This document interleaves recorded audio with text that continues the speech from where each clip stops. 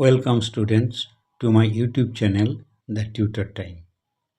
আজ আমি তোমাদের সামনে নিয়ে এসেছি 2023 সালের ইংলিশ কোশ্চেন পেপার এবং অ্যান্সার। তো আমি আগের ভিডিওতে এই কোশ্চেনের অন্য দুটো সেকশন অর্থাৎ সেকশন এ এবং সেকশন বি নিয়ে আলোচনা করেছি।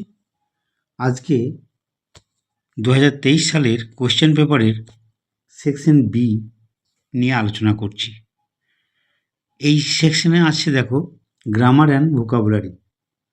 এই গ্রামার অ্যান্ড ভোকাবুলারিতে থাকে 20 মার্কস, তোমরা জানো।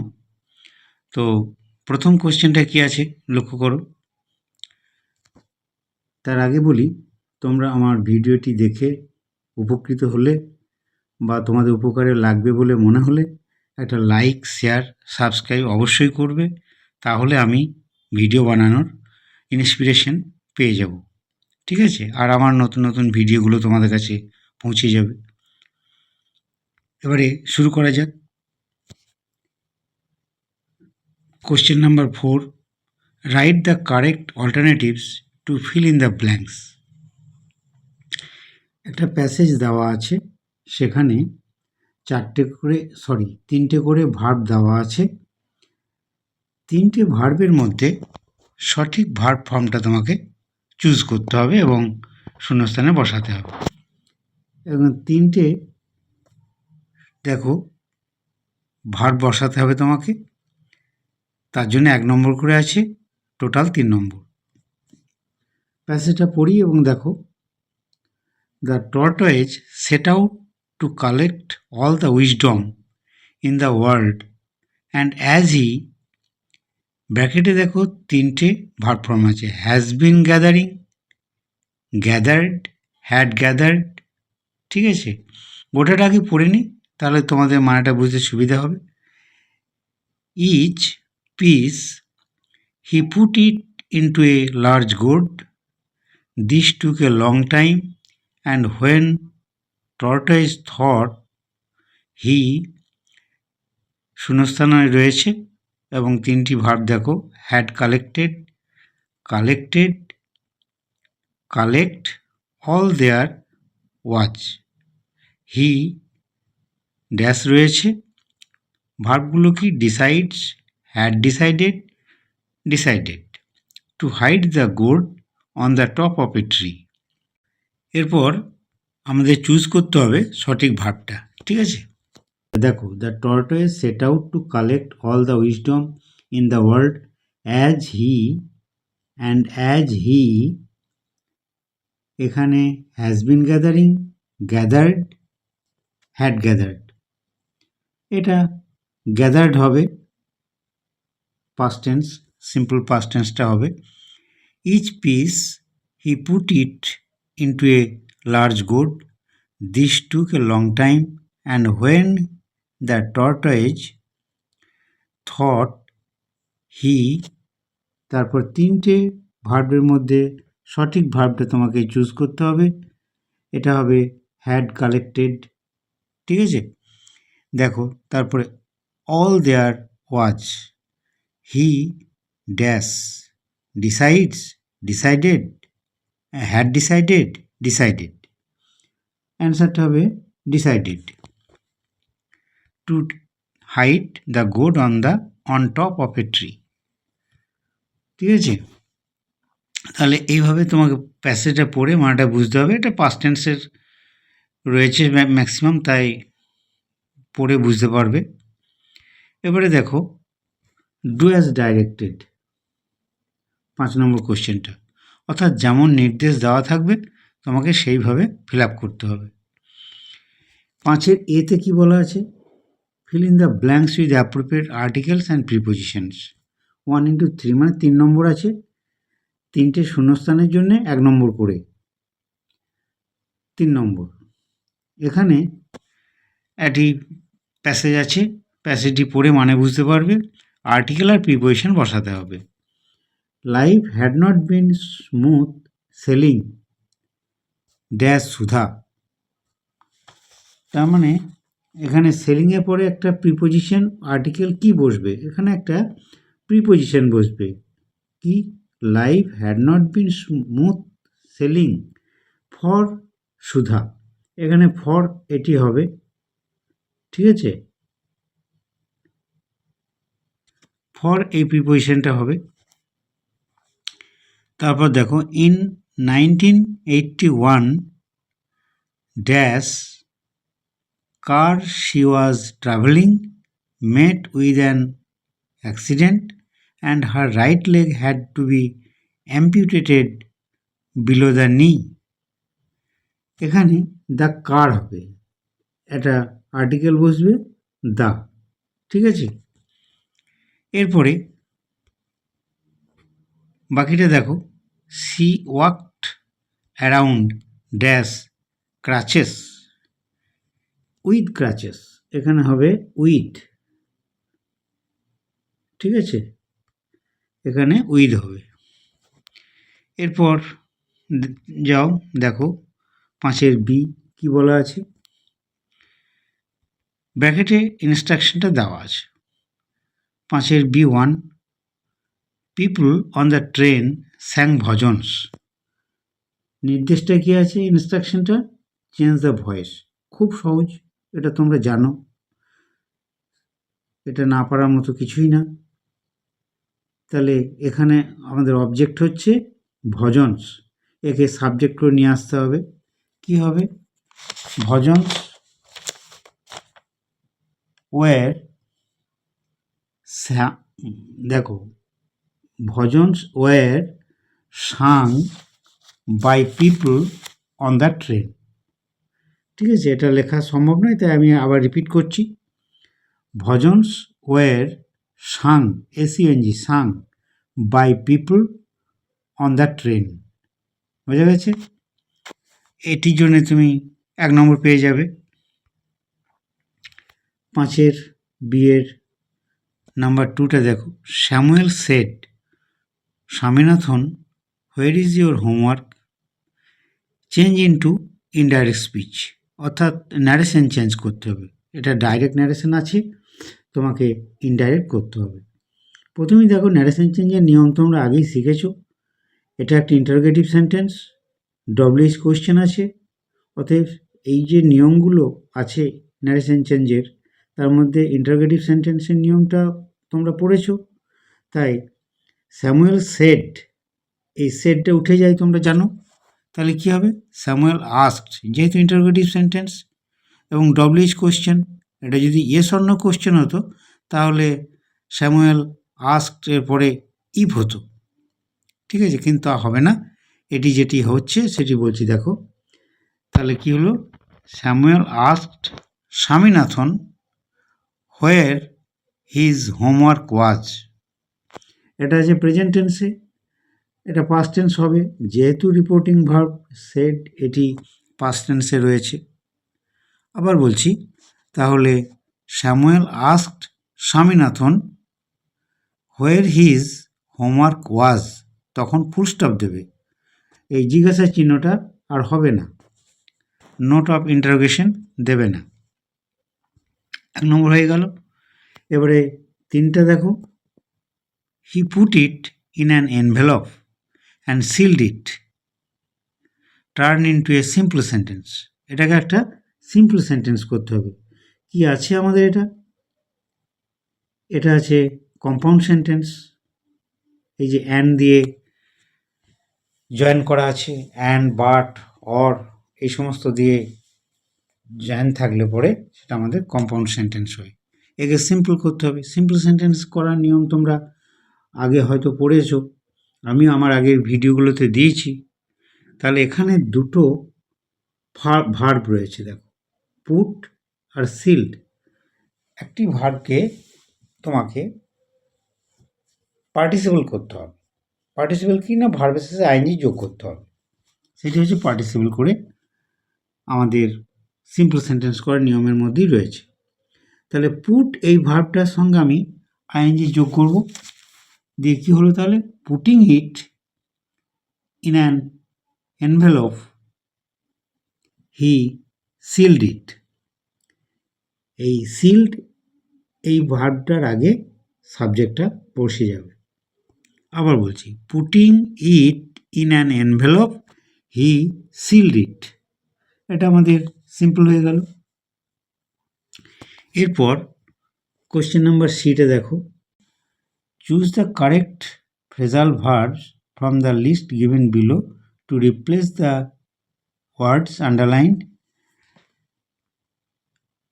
Write the correct phrasal verb in the boxes on the right hand side, changing the form where necessary. There is one extra phrasal verb in the list. অর্থাৎ তোমাকে এই আন্ডারলাইন যে ভার্বগুলো রয়েছে সেন্টেন্সের মধ্যে তার পরিবর্তে লিস্টের থেকে ফ্রেজাল ভার্ব খুঁজে নিয়ে বসাতে হবে, একই অর্থের হবে। আরেকটা কথা মাথায় রাখতে হবে, সিঙ্গেল ওয়ার্ডের ভার্বটা যে টেন্সে রয়েছে তোমাকে ফ্রেজাল ভার্বটা সেই টেন্সে কনভার্ট করতে হবে, তা নাহলে ফুল মার্কস পাবে না। দেখো তাহলে, Sahana visited you last night to invite you to her birthday party.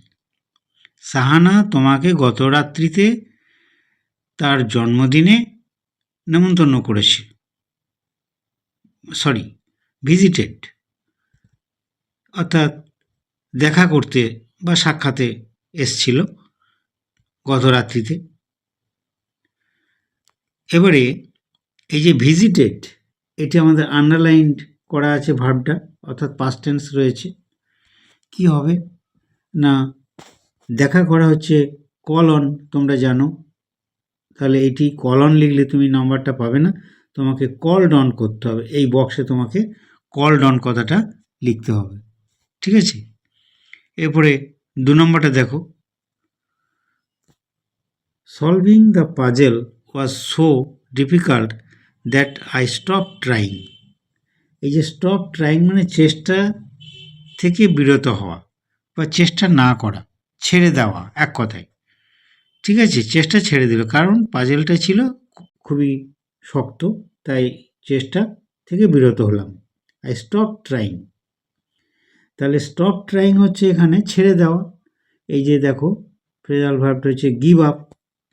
Give up লিখলে তোমাকে নাম্বারটা দেবেন না স্যার, তোমাকে লিখতে হবে এখানে গেভ আপ, পাস্ট টেন্স করতে হবে, গেভ আপ, গিভের পাস্ট টেন্স গেভ, ঠিক আছে। বেশ, এবারে 3 নম্বরটা দেখো, the man created a story to avoid punishment. লোকটি শাস্তি এড়ানোর জন্যে একটা গল্প ফাঁদলেন, তার মানে একটা গল্প তৈরি করলেন আর কি, ঠিক আছে। এই তৈরি করা বা সৃষ্টি করা ইংরেজি রয়েছে মেকআপ, মেকআপ করা, ঠিক আছে। ক্রিয়েট, তাহলে তুমি ক্রিয়েট লিখলে, ক্রিয়েটের জায়গায় মেকআপ লিখলে হবে না। দেখো ক্রিয়েটেড আছে, তোমাকে এখানে পাস্ট টেন্স করতে হবে মেকআপের, মেড আপ, বুঝে গেছে। এবারে আমরা আসি কোশ্চেন নাম্বার 6। এটি আসলে তোমরা জানো যে 4টে ওয়ার্ডের জন্যে 2 নম্বর করে আছে, 4 দুগুণে 8 নম্বর। এবার এই যে মিনিংটা বলা হয়েছে সেটির অর্থ খুঁজে বের করতে হবে। আমাদের যে কোশ্চেন নাম্বার 3 সেখানে একটা প্যাসেজ আছে, আনসিন প্যাসেজ, আনসিন প্যাসেজ থেকে তোমাকে এই অ্যান্সারগুলো খুঁজে বের করতে হবে। কি আছে, লস, লস হচ্ছে ক্ষতি। এখানে আমি যদিও বলে দিচ্ছি তোমাদের, কিন্তু তোমাদের প্যাসেজটা পড়তে হবে। লসের নিয়ারেস্ট মিনিং বা একই অর্থ বিশিষ্ট ওয়ার্ড হবে ড্যামেজ অথবা এরোজেন, ড্যামেজ অথবা এরোজেন। 2 নম্বর হচ্ছে আনপ্রোটেক্টেড, আনপ্রোটেক্টেড এটি হবে এক্সপোজড, যেটা খোলামেলা আর কি, সুরক্ষিত নয় এরকম। 3 নম্বর হচ্ছে a person who moves from one place to another, ব্যক্তি যিনি এক জায়গা থেকে অন্য জায়গায় যান, অর্থাৎ পরিযায়ী যেটা বলা যায়, অর্থাৎ এখানে হবে migrant, MIGRANT, migrant. Work, work মানে কাজ, এটি হবে এমপ্লয়মেন্ট অথবা লিভলিহুড। ঠিক আছে, আরেকবার 4টে ওয়ার্ড বলে দিচ্ছি। দেখো, লস এখানে হবে ড্যামেজ অথবা এরোজেন। দুয়েরটাতে হবে আনপ্রোটেক্টেড, এটা হবে এক্সপোজড, EXPOSED, এক্সপোজড। 3 নম্বরে হবে a person who moves from one place to another, migrant, MIGRANT। 4 নম্বর হচ্ছে ওয়ার্ক, এটা হবে এমপ্লয়মেন্ট, EMPLOYMENT, এমপ্লয়মেন্ট, অথবা লিভলিহুড, LIVELIHOOD, লিভলিহুড। এরপর আমাদের কোশ্চেনে থাকে 3টে রাইটিং, যেন সেকশন সিতে।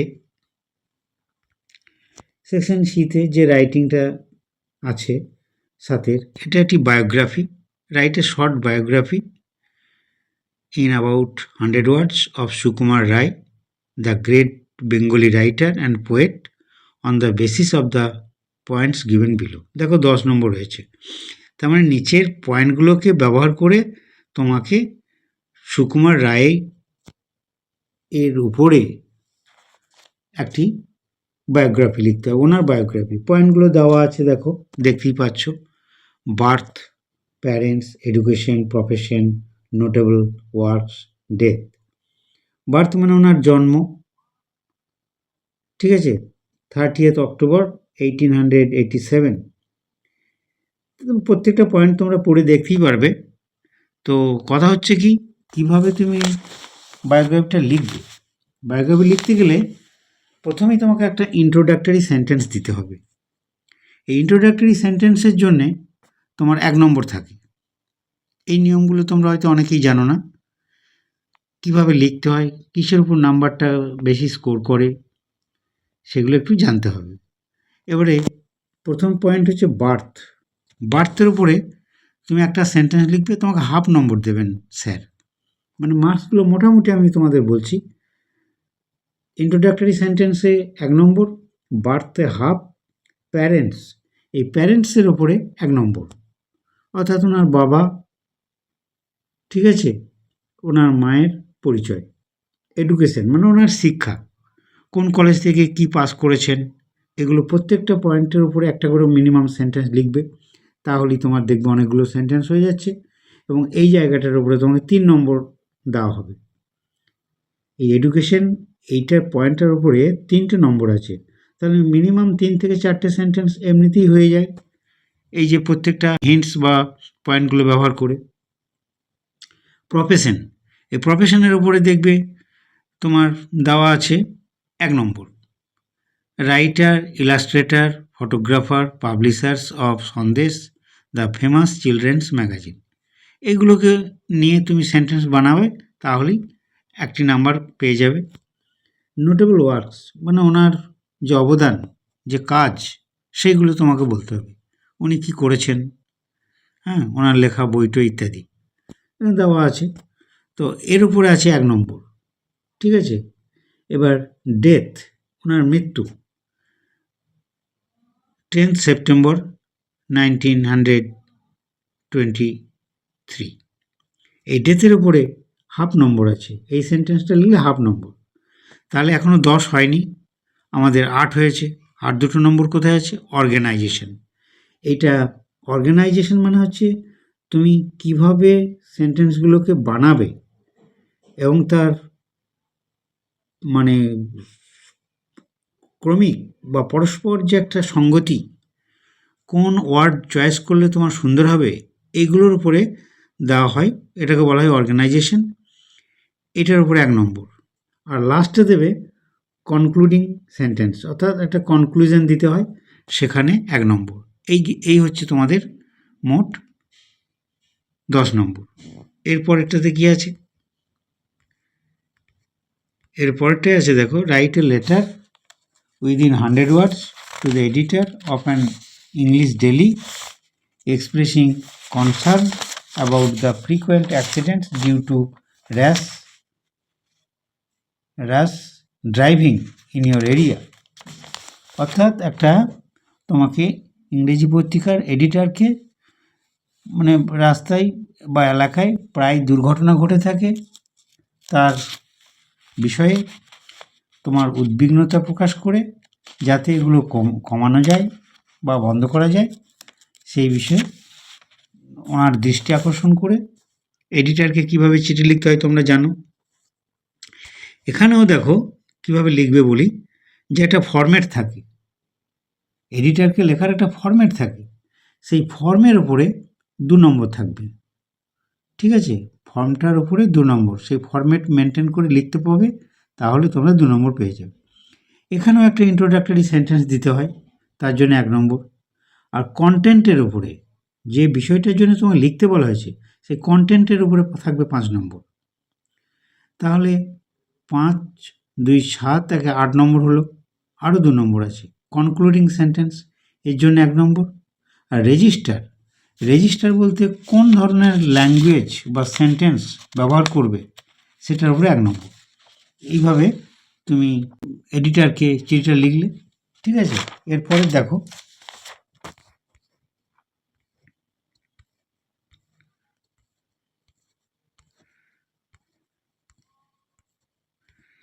এরপরে 9 নম্বর বা লাস্ট রাইটিং, এটাতেও 10 নম্বর আছে। Write a paragraph within 100 words about how you celebrate Independence Day in your school, you may use the following points. অর্থাৎ একটা প্যারাগ্রাফ লিখতে হবে তুমি কিভাবে তোমার স্কুলে ইন্ডিপেন্ডেন্স ডে অবজার্ভ করেছো বা সেলিব্রেট করেছো। এখানে দেখো পয়েন্টগুলো দেওয়া আছে, time of attendance, participants, programs, significance of celebrating the day. এই পয়েন্টগুলোর উপরে নাম্বার ভাগ করা থাকে।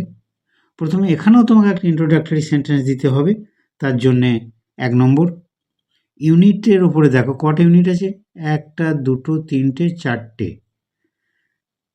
4টে ইউনিট আছে। তো ফার্স্ট ইউনিট অর্থাৎ টাইম অফ অ্যাটেন্ডেন্স, এইটার উপর কম নম্বর থাকবে, 1 নম্বর। তারপরে পরের পার্টিসিপেন্টস, এইটার জন্য নাম্বার আছে 2। প্রোগ্রামের উপর নাম্বার আছে 2। সিগনিফিকেন্স অফ দ্য ডে এর উপর আছে 2। তাহলে কত হলো? 6, 7, 8 নম্বর হলো। এখনও 2 নম্বর থাকে। এই 2 নম্বরটা হচ্ছে কনক্লুশন, অর্থাৎ তুমি এই প্যারাগ্রাফটার লাস্টে একটা কনক্লুডিং সেন্টেন্স দেবে, তার জন্যে 1 নম্বর। এবং অর্গানাইজেশন, কীভাবে চিঠিটা লিখলে সুন্দর হবে, তার সেন্টেন্স, তার ওয়ার্ড, তার রেজিস্ট্রেশন, অর্থাৎ সুন্দর করে লেখা, এক কথায় কতটা ভালো করা যায়, কোন ওয়ার্ড চয়েস করলে, এইটাকে বলা হচ্ছে অর্গানাইজেশন। অর্থাৎ কোনটার পর কোনটা লিখবে, কোন সেন্টেন্সটা সুন্দর করা যায় কোন ওয়ার্ড ব্যবহার করে, এই সেন্সটা কাজে লাগিয়ে তুমি লিখবে, তাহলে ওখানে 1 নম্বর পেয়ে যাবে। Thanks for watching. পরের ভিডিও আগামীকাল আবার।